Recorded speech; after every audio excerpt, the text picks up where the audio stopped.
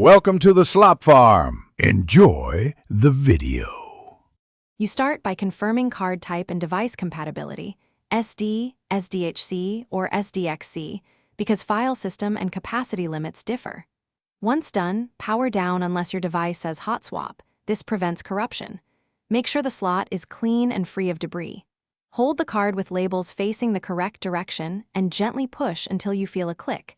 This secures the electrical contacts. If it resists, back out and recheck orientation to avoid damage. Now configure the card so your device reads and writes reliably. If the device offers formatting, use that.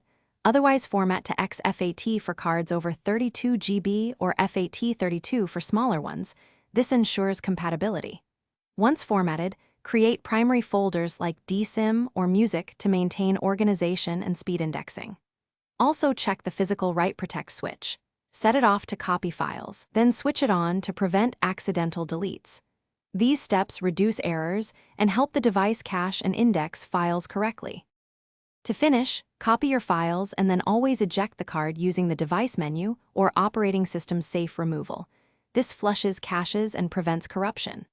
After ejecting, reinsert and test a small file read/write to confirm integrity and transfer speed. If the card isn't recognized, make sure the reader or adapter works by testing it with another card. If problems persist, back up any readable data and reformat the card in the target device. That often resolves file system errors. Thanks for watching. Consider subscribing if we helped you today.